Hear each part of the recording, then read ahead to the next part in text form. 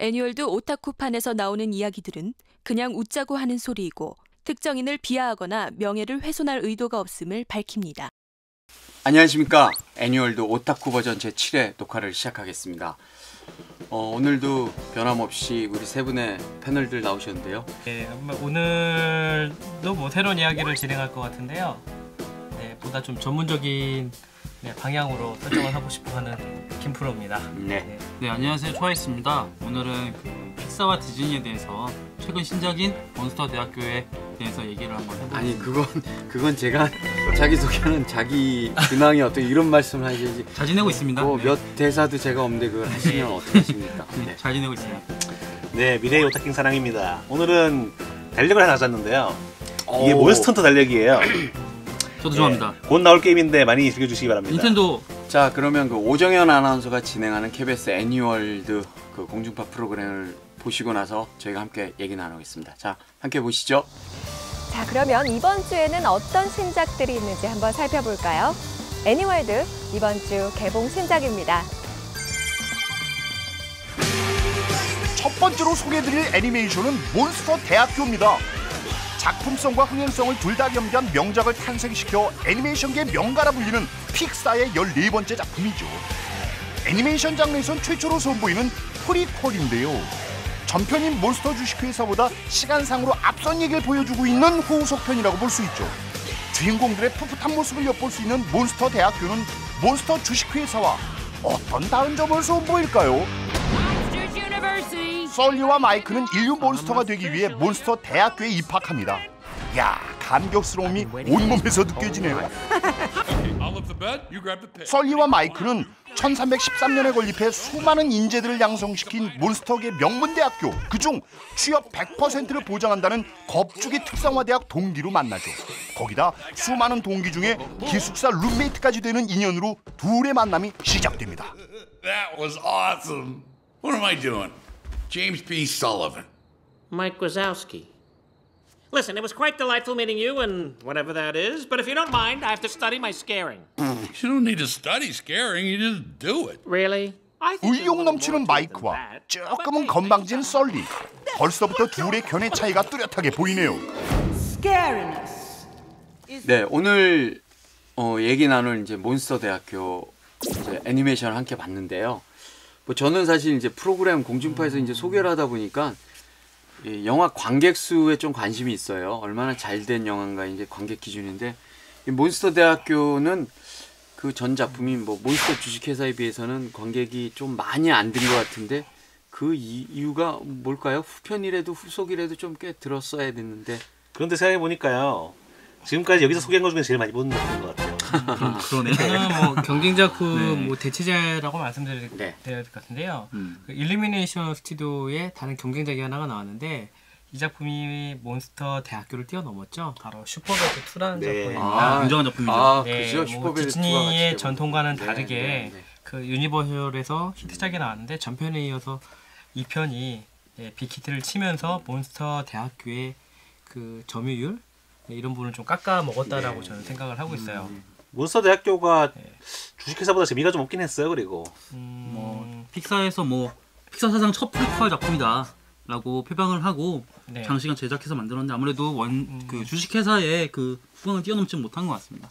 기술적으로는 분명히 진보한 게 맞을 텐데요. 그렇죠. 그만큼 테크놀로지도 털을 표현하는 부분이라든가 그 마이크하고 설리의 각각의 움직임도 더 좋아졌는데요. 사실 그런 움직임이라든가 기술의 진보만이 이런 애니메이션의 매력을 설명해 줄 수 있는 건 아니고요.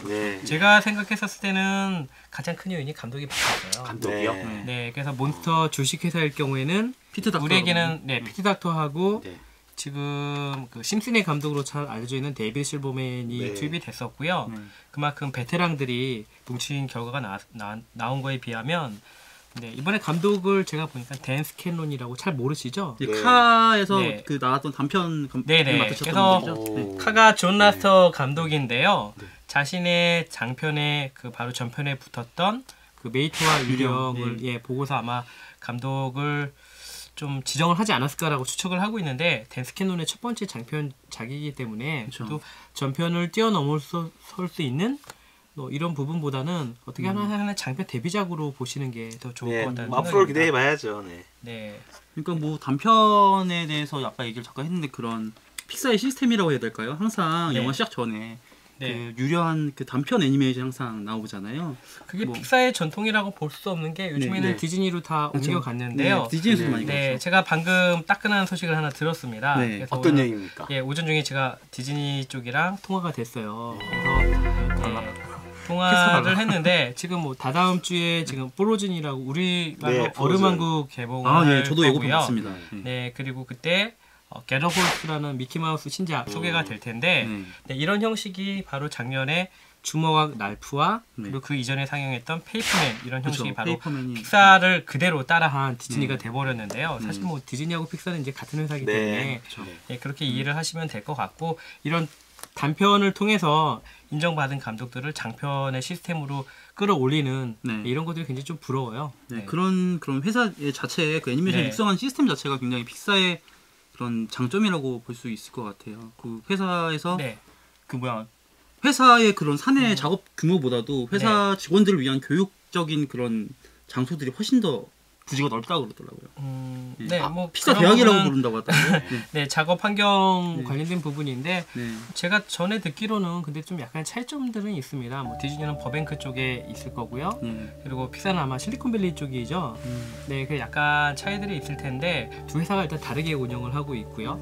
그리고 디즈니는 픽사처럼, 픽사는 디즈니처럼 이렇게 크로스 되는 게 지금의 현실이기는 한데 시너지를 주는 그런 게 되고 있는 거고요. 네, 뭐 최근에 3D 애니메이션이 워낙 대세다 보니까 이런 경계선이 일찌감치 무너져 버렸고요. 또 그 전에 2D를 했던 감독들도 이제 3D 소프트웨어에 익숙해져 있으면서 서로 인물이 많이 왔다 갔다 하거든요. 단 픽사에서 디즈니로 옮기는 게 아니라 픽사를 그만두고 디즈니로 옮기고 디즈니를 그만두고 픽사를 가게 되는 그런 시스템이 적용이 되는데 참고적으로 말씀을 드리면은 그 페이퍼맨으로 아카데미 단편상을 만든 존 커스 감독이 있을 텐데요. 이분은 특이하게 픽사에서 바로 우리가 설명하고자 하는 몬스터 주식회사와 몬스터 대학교의 설리를 캐릭터를 만드신 분인데 희한하게 또 픽사를 그만두고 디즈니를 가셔가지고 작년도에 페이퍼맨이라는 작품으로 아주 사랑을 받았는데요. 그분이 지금 또 장편을 준비 중이시라고 이미 디즈니를 떠났습니다. 그러면 그 몬스터 주식회사는 픽사에서 만든 작품이고 이번에 저희가 방금 본 몬스터 대학교는 디즈니랑 아닙니다. 디즈니에 합병된 이후에 만들어진 픽사 작품으로 분류를 하시면 될 것 같고요. 그럼 제가 김프로님 좀 약간 뭐 의아한 게 몬스터 주식회사를 굉장히 잘 만들고 그다음에 픽사가 토이스토리도 만든 인크레더블 아니 이렇게 막 빵빵하게 잘 나가던 애니메이션 제작사가 왜 굳이 디즈니랑 합병을 당했는지 뭐 아무래도 자본주의라고 하면 규모의 경제로 뭐 특징을 지어질 수 있을 텐데요. 예를 들어 우리가 잘 알고 있는 뭐 롤스로이스라든가 뭐 명품차라고 할 수 있는 뭐 다른 브랜드들이 있을 텐데요. 아니면 뭐 포드에서도 머스탱이라는 차가 지금 좀 나오고 있고요. 포드 GT 네, 그럼 뭐 사브라든가 이런 회사들도 다국적 기업에 좀 더 큰 회사로 인수되고 있는데 그런 규모의 경제 부분이랑 안정성 측면에서 픽사가 한 작품이 잘 되다가 또 다음 작품이 안 된다라고 하면은 그만큼 재정적 위기가 발생할 수도 있고요. 무엇보다도 여러 가지 프로젝트를 동시에 구동을 하기 때문에 그만큼 거대 장비하고 인력들이 필요했을 겁니다. 그러다 보니까 디즈니라는 옷을 입었지 않았을까라고 추측인데요. 아마 추측이 거의 사실에 가까울 겁니다. 지금 뭐 지브리 스튜디오도 사실 지금 디즈니 안에 소속돼 있는 회사라고. 아 그래요? 지브리도 그 안정적인 운영을 위해서 어떻게 보면 지난주에 저희가 토크를 했었는데요. 지난번이죠. 사다모토 요시유키 같은 유명한 캐릭터 디자이너도 월급이 끊겼다라고 얘기를 하는데 지브리도 마찬가지예요. 왜냐면 TV 시리즈를 거의 하지 않았고 장편 극영화를 하기 위해서는 굉장히 많은 시간하고 인력들이 필요로 하는데 그만큼 스튜디오를 안정적으로 운영을 하려면은 디즈니의 손을 빌을 수밖에 없었을 거고 뭉쳐서 사는 것 같아요. 한국하고 일본을 제외하고는 그 모든 판권들이 디즈니 쪽으로 넘어가 있습니다. 그래서 그 헐리우드에서도 유명 배우들이 지브리 작품 더빙하는 케이스는 바로 이런 디즈니의 영향권 안에 있기 때문에 가능하다라고 보여지고요. 이런 부분들이 그렇다고 해서 스튜디오의 성격을 뭐 낮추거나 질을 떨어뜨리는 건 아니고 오히려 그런 운영적인 측면에서 도움을 주고 있기 때문에 이런 인수 합병이 좀 많이 일어나는 게 현실입니다. 되게 흥미로운 게 그 토이스토리 3가 나왔을 때 그때 이제 CG 책임자 애니메이터인 밥 하이트리 씨가 한국에 왔었거든요. 그때 한국에서 많은 사람들이 물었던 게 뭐냐면은 그때 이제 한 10개 매체에 공동 인터뷰를 했었어요. 아 그때 그 현장에 이 기자도 네. 그때 이제 많은 뭐 조중동을 비롯해서 다 물었던 게 지금 애니메이션 하면은 픽사가 만드는 CG 애니메이션이 있고 뭐 디즈니나 지브리가 만드는 2D 셀 애니메이션이 있는데 미래에는 어느 게 이길 것인가 이런 질문이었거든요. 그때 픽사가 뭐라고 했냐면은 CG는 우리가 계속 만들고 셀은 지브리하고 디즈니가 계속 만들어서 함께 갈 거다 이렇게 말을 했었어요. 지금 와서 보니까 다 그냥 디즈니 밑으로 다 함께 가서 다 잡아먹었네. 네, 뭐 마블도 흡수를 했기 때문에요. 뭐 마블뿐만이 아니라 루카스 필름도 흡수가 됐고요. 네. 디즈니가 정말 거대. 네, 뭐 애니메이션 스튜디오라기보다는 이제 종합 엔터테인먼트 그룹으로 좀 저한테는 좀 아쉬운 부분이기도 분명히 있습니다. 근데 또 재밌는 말이 뭐였냐면 이제 CG 애니메이터로서 좀 2D 셀에 부러운 게 셀로 애니메이션을 만들면 우아한 느낌이 난대요. 근데 자기가 CG로 만들면 우아한 느낌이 안 난대요. 저는 또 한 가지 뭐 그냥 뭐 가볍게 한 얘기이긴 한데요. 참고로 우리나라에서 이게 대학교가 붙게 되면 좀 흥행이 좀 힘든 경우도 있어요. 그만큼 경쟁 사회다 보니까 뭐 주식회사도 힘든데 그때 처음이었기 때문에 좀 감당이 됐을 것 같은데요. 참 취업 생각 들고 면접 생각 들고 그런 사회적인 현실이 대학교라는 이름과 좀 더 멀어지게 하지 않았을까요? 주식회사 같은 경우는 제목은 주식회사지만 사실 아동용 애니였는데 이번에는 그게 아닌 게 부가 참 귀여웠는데 제가 그 토이스토리 인터뷰를 다시 얘기하자면은 그때 좀 재밌었던 얘기가 픽사는 이제 어린이들에게 어떤 뭐 시사를 시키거나 아니면 감수를 안 받고 그냥 픽사 직원들이 자기들이 좋아하는 걸 만들어서 아이들이 그걸 좋아해 준다고 믿는데요. 그러니까 그런데 어른의 시선으로 이게 잘 통했었는데 토이스토리 3에서는 이게 실패를 했다고 하더라고요. 딱 만들어 보여주니까 8세 이하 어린이들이 다 무서워하더래요 작품을. 맞습니다. 막 눈알 탁. 네, 막 인형들이 막 되게 막 잔인한 걸 당하고 이런 거에 대해서 무섭고 잔인하다고 느낀다고 하더라고요. 그래서 이제는 어른들의 시각으로 만드는 게 좀 아이들에게 안 통하나 하는 얘기를 했었는데 이번에도 그게 그대로 딱 온 것 같아요. 어른들의 시각의 애니메이션. 저도 느끼기 어땠냐면은 일단 그 대학교의 그 낭만이라든가 이런 거를 요소들을 잘 담았는데 그 어떻게 보면 그 엘리트주의라고 해야 되나? 그 비교당하고 차별당하는. 중요한 지점입니다. 이게 어른과 학생들의 그런 우울한 기억들이 막. 안 좋은 기억들이 아이들을 위한 작품이 아니었어요. 되게 어떻게 보면은 되게 기쁘다기보다는 마지막은 좀 훈훈하지만 좀 안 착잡했어요 보면서. 그리고 뭐 이 작품이랑 경쟁 관계에 있었던 그 슈퍼배드 2라는 작품이 그만큼 성공을 했었고 또 그쪽은 이미 성우 쪽에서도 많이 앞서 나갔잖아요. 그 1편에 이어서 다시 또 소녀시대의 두 명의 멤버가 참여를 하면서 우리나라에서 좀 더 성과가 더 좋았을 것 같긴 한데 사실 우리나라만은 아니고요. 해외 쪽에서도 슈퍼배드2가 더 그만큼 평가를 많이 받았던 것 같고 상대적으로 몬스터 대학교는 많이 묻혔던 작품입니다. 안타깝습니다. 뭐 묻혔다라고 해도 이미 전 세계적으로 보게 되면 어마어마한 스코어를 기록을 하고 있기 때문에 처음에도 얘기하셨지만 가장 여태까지 했던 작품 중에 가장 관객이 많은 그런 작품이에요. 그래서 뭐 지난 녹화 6회 애니월드 오타쿠 버전에서는 저 일본 애니메이션 에반게리온 큐부터 이제 일본 애니메이션을 살펴봤는데요. 이번 7회 애니메이션들은 뭐 이제 뭐 디즈니 픽사 얘기가 계속 나오니까 어쩔 수 없이 디즈니랑 픽사 작품들을 좀 살펴봐야 될 것 같습니다. 토이스토리 1은요. 저희 애니월드에서 프로그램에서 그 애니메이션 흥행 수입해가지고 탑 10을 한번 쫙 한 적이 있었는데 그때 토이스토리 1이 아니라 토이스토리 2인가 3인가가 1위를 했던 게 토이스토리는 뭐 첫 편의 가치도 있지만 뭐 2편하고 3편이 가지고 있는 흥행적인 성과도 뭐 무시 못할 정도였었고요. 그만큼 그 픽사의 전통을 세웠던 창립 작품이면서 그리고 그 시리즈물로서 완벽하게 성공을 했다라고 보면 될 것 같아요. 3편 같은 경우는 이제 원래 픽사가 처음 만든 버전은 그 새드 엔딩이었대요. 아 그래요? 되게 슬픈 엔딩이었는데 이제 시사회를 딱 했더니 아이들이 다들 이건 안 돼요, 싫어요 이렇게 해가지고 기술 시사회 그래서 부랴부랴 해피엔딩으로 갔다고 하더라고요. 그런 자금력이 좋네요. 저는 뭐 우리나라에는 애니메이션 못지않게 물론 어렸을 때 기억들을 다 가지고 계실 것 같아요. 디즈니 시리즈물 중에서 뭐 잠자는 숲속의 공주라든가 굉장히 아름다운 공주 관련된 부분 뭐 디즈니가 다 석권을 하고 있다라고 해도 과언이 아닐 텐데요. 최근에 논란은 있었습니다. 왜냐면 그 픽사에도 전염이 돼가지고 공주가 신드롬이 바로 메리다와 마법의 숲이라는 작품에서 브레이브만을 안타까운 작품이었죠. 그 작품에서 또 그 좀 더 공주스러운 여성미를 강조한 나머지 좀 여러 가지 불협화음들이 있었는데 바로 아카데미를 받기는 받았어요.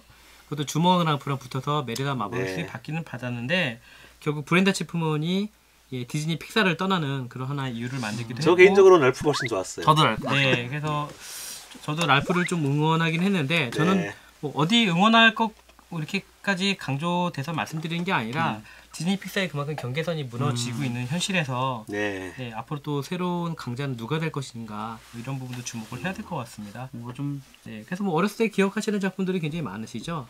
뭐 그 픽사 작품이야. 니모를 찾아서도 그렇죠. 네. 이게 워리 관련된 부분도 네. 넘겨짚어야 될 게 네. 앤드류 스탠튼 감독이 워리로 성공을 한 다음에 네. 그 다음에 디즈니 픽사 쪽에서 다시 실사로 제안을 하죠. 네. 그러니까 존 카터가 아주 네, 숨막힐 정도로 네, 영화의 결과가 아주 안 좋았는데 반면에 네. 픽사의 총알이라고 봐야 될 것 같은데요. 브래드 버드 감독님 얘기를 브래드 버드 합니다. 감독이 아이언 이제 자이언트로 얘기죠. 이미 성공을 그렇죠. 했었는데 다시 라따뚜이하고 인크레더블로 성공을 했었는데 라따뚜이. 네, 이 감독님께서 최근에 실사를 만드셔서 아주 대성공을 했는데 바로 미션 임파서블 고스트 프로토콜이 바로 그렇죠. 브래드 버드 감독 작품이었는데요. 지금은 애니메이션 작품보다 실사 쪽에 또 다른 거 연출을 하신다고 하는데 그 애니메이션 기법이 사실 실사로 그대로 전이가 됐어요. 네. 인크레더블에 나왔던 카메라 워킹이라든가 표현 스타일이 그대로 전이가 네. 되는 게 바로 헐리우드에서는 그렇게 네. 그 애니메이션 기법이 영화로 이렇게 전이가 돼도 잘 되는 경우가 네네. 우리나라에도 시도가 있었습니다. 애니메이션 몇몇 감독님들이 실사로 옮겨와서 작업을 했던 그 적도 영화가 있고요. 뭐죠? 뭐 말씀드려도 되나요? 네네 그럼요. 네, 뭐 여러 이거 좀 네. 흑역사일 것 같은데, 네, 이성강 감독님께서 마리아기하고 뭐 천연여의 여비로 알려져 있긴 하지만, 네. 19세 실사를 찍었었죠. 살결이라는 작품입니다. 거의 그래요? 포르노그라피를 네. 표방했던 건데, 뭐 이런 작품도 있었고요. 최근에 실사에서 애니메이션을 옮겨가신 감독도 계신데. 뭐 아직 완성은 안 됐어요. 장선우 감독님이라고. 네, 뭐 화엄경부터 시작해서 예전부터 장선우 감독님은 제가 좀 위험 발언하겠는데 그분은 실사에서 이제 안 불러요. 네, 그래서 애니메이션 쪽에 그 제주도의 설화를 바탕으로 한 뭐 바리대기 이야기가 계속 실현이 되고 있는데 이제 최근에 애니메이션 작업을 하고 있는 거를 제가 알고는 있거든요. 뭐 진짜 그거 만들고 안 있나요, 하면 이제? 하실 게 없을 거예요 아마. 진짜 만들고 있나요, 그거? 네, 제주도에 낙향을 하셨는데 네, 어느 정도 제가 스틸 사진을 좀 본 게 있어요. 그래서 아마 지금 작업을 감독을 하시든 제작을 하시든 간에 애니메이션 쪽으로 좀 많이 옮겨오신 것 같고요. 사실 실사하고 애니메이션의 경계선이 이미 무너졌다라고 얘기를 하는 부분은 또 사토 신스케 감독이죠. 네, 그런 감독들도 실사하고 애니메이션하고 부지런히 활동을 하시는 분인데 네, 한국에서도 이런 부분들이 굉장히 많이 네, 나올 거라고 지금 예상을 하고 있어요. 감독님. 네, 지금 실제로 지금 뭐 다음 주에 개봉 예정으로 알려져 있는데 그 연상호 감독의 사이비 같은 대제왕 이런 작품들은 애니메이션 기반이라기보다 분명히 그 실사를 기반으로 하고 있는 작품들인데 뭐 충분히 그 두 가지 그 장르를 오갈 수 있는 그런 작품들과 감독들이 등장을 하리라고 예측을 하고 있습니다. 거기까지 또 넘어갈까요? 네. 디즈니 쪽으로. 네, 그래서 인어공주가 뭐 다시 성공을 하긴 했는데 인어공주 이전에 또 디즈니에서 89년에 인어공주가 나왔었죠. 네. 네, 바로 그 전에도 그 스플래시라고 톰 행스 주연의 그 인어를 소재로 한 실사가 먼저 나왔는데요. 실사 애니메이션의 경계를 막 넘나드는 것 같아요. 사실 디즈니에서는 영화도 굉장히 많이 만들었잖아요. 네, 뭐 그 결국 판타지라는 이름 안에서는 그런 조합들이 가능하리라고. 저는 그 관객 입장에서 그 픽사 영화를 보면 항상 마지막에 아시죠? 그 애니메이션 캐릭터들이 NG 장면이 나오거든요. 왜 그렇게? 그러니까 자기가 연기자인 것처럼 이렇게 NG를 막 내는 장면이 다이제스트로 나오는데 그런 게 좀 픽사 작품을 보면서 굉장히 인상 깊었던 부분이거든요. 그 일단 자금력이 있으니까 그런 걸 만들죠. 그래서 뭐 굉장히 되게 재밌었어요. 디즈니 픽사라고 하긴 하는데 디즈니가 공주를 점령했다라고 하면은 픽사는 뭐 현실에 존재하지 않는 뭐 벌레라든가 뭐 새로운 뭐 기계라든가 이런 부분이 많이 소재가 됐었고요. 디즈니는 특이하게 모라토리엄이라는 곳에서 묶어버립니다. 지금 아무리 보고 싶어도 심지어 인어공주 DVD라든가 블루레이가 절판이 되면 구하기도 힘들고 극장에서도 소개가 안 되고 있는데 이런 것들을 3년, 4년에 걸쳐가지고 복원을 하고 다시 3D로 개봉하는데 이미 지금 제가 전례를 보니까 니모를 찾아서 3D가 그렇게 개봉을 했고요. 라이언킹이 그렇게 개봉을 했었고 미녀와이프가 아마 했었죠. 네, 그리고 차기작으로 두고 있는 게 그 인어공주가 마침내 또 등장을 할 거고요. 알라딘도 3D로 등장을 한다라고 하면은 이미 세대를 뛰어넘어가지고 그때 어린이였던 세대가 이제 부모 세대가 돼서 다시 아이들을 데리고 극장으로 가는 게 바로 디즈니의 정확한 컨셉이 되겠습니다. 네, 이런 또 전략이 맞아 떨어지고 있기 때문에 디즈니 왕국은 결코 해가 지지 않는 왕국이 그러네요. 돼버린 거고요. 근데 픽사에서 그 네. 예전에 이제 했던 말 중에 하나가 네. 사람들이 그 입체 영상 3D로 보고 싶어하는 영상이 있고 그냥 평면으로 보고 싶어하는 영상이 있는데 애니메이션 쪽은 아무래도 좀 평면으로 보고 싶어 할 거라고 얘기 했었거든요. 그죠. 그런데 니모르타스가 3D 나오는 걸 보고 조금 그랬어요. 이게 디즈니 때문이구나.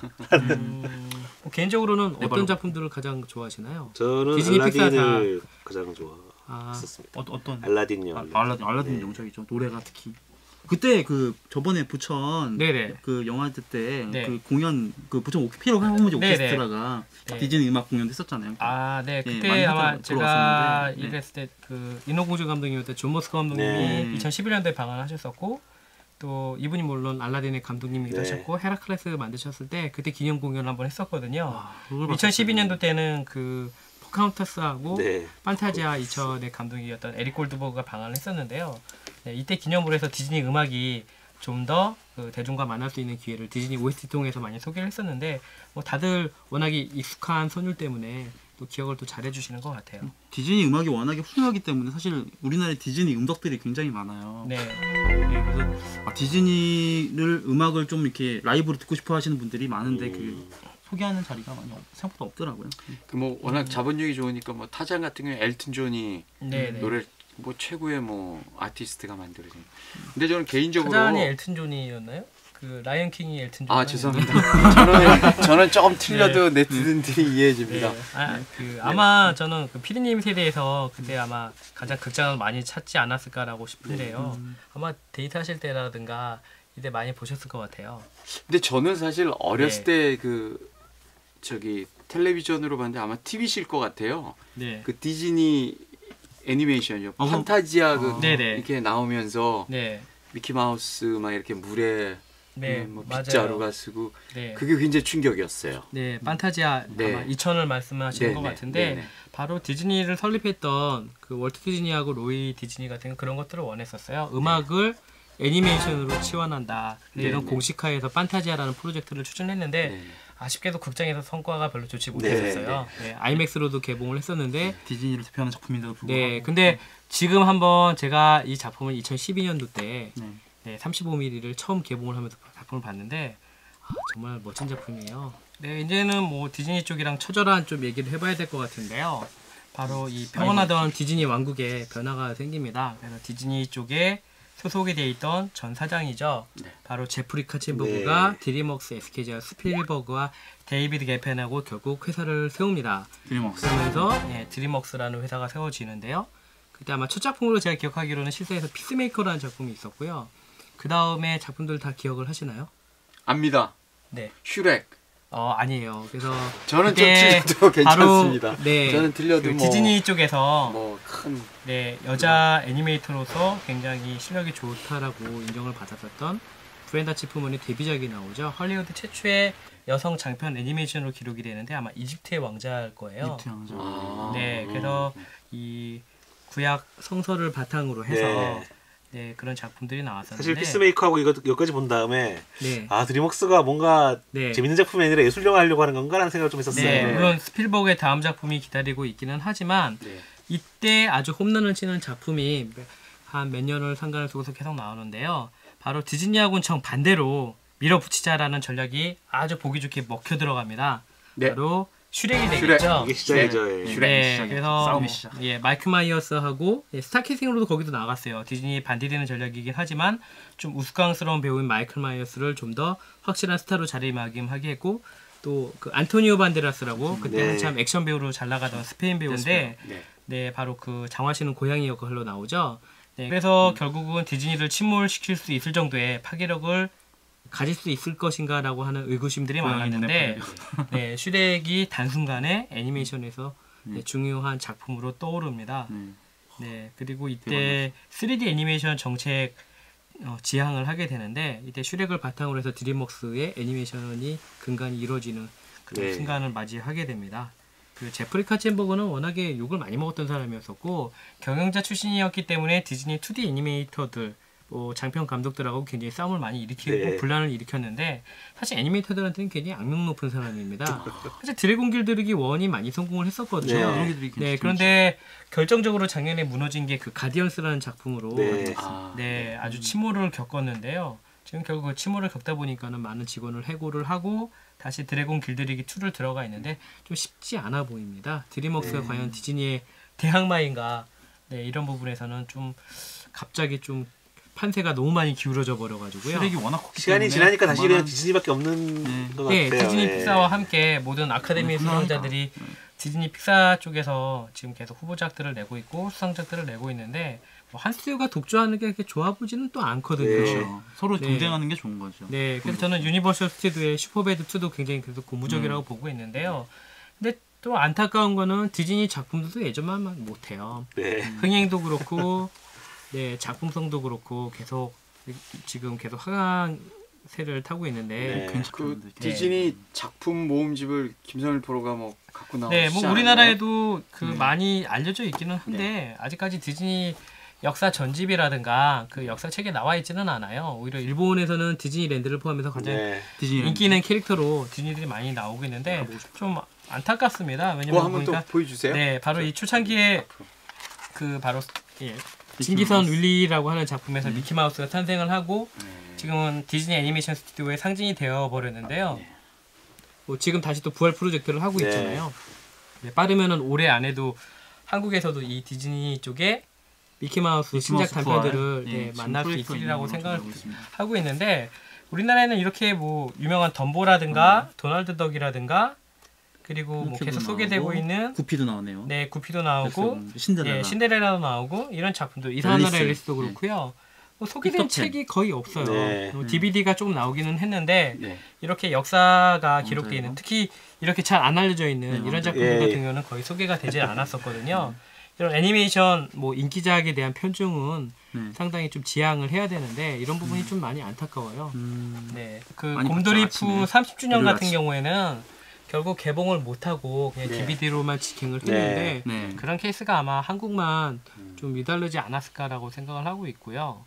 네, 또 유명 작품에 대해서 특히 뭐 장르적인 차이도 있을 텐데 애니메이션이 실사보다는 아무래도 좀 덜 인기를 받는 측면도 있을 거고요. 또 그런 부분이 있다 보니까 디즈니 애니메이션도 예전보다는 흥행면에서 좀 많이 꺾였다는 느낌이에요.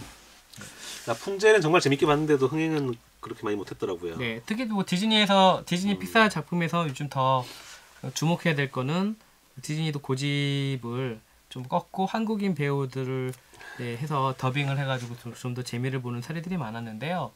네, 뭐 주먹왕 럴프에서 정준하 씨도 그랬었고요. 뭐 최근에 기억나는 뭐 몇몇 작품들의 그 메리다 마법의 숲에서도 그 강소라 씨였나요? 강소라 맞아요. 네네, 그분이 더빙을 한 걸로 알고 있는데요. 물론 디즈니에서 체계적인 육성이 된 배우들을 캐스팅하기는 하지만 그 더빙이 자막보다 우선하는 그런 정책을 하고 있다는 것은 좀 어른들한테도 굉장히 좀 안타까운 현실이에요. 네, 그 저희들 어렸을 때 그 꿈과 소위 말하는 꿈과 희망, 뭐 동심의 세계를 만들어줬던 디즈니 애니메이션이 좀 이렇게 뭐 상업적으로 더 커나가는 것도 좋고 그렇지만 뭐 계속 이렇게 뭐 구피, 도널드 닥 이런 재밌는 애니메이션 또 아동스러운 것들을 많이 만들었으면 하는 게 제 개인적인 바람입니다. 클로징 멘트 하겠습니다. 데프콘이 꼭 저희 애니월드 오타쿠 버전에 출연하는 그날까지 1코 해제 그날까지 애니월드 오타쿠 버전은 계속 진행되겠습니다. 네, 오늘 녹화 나와주셔서 감사하고요. 애니월드 오타쿠 버전 제7회 여기서 마치겠습니다. 감사합니다. 네. 네.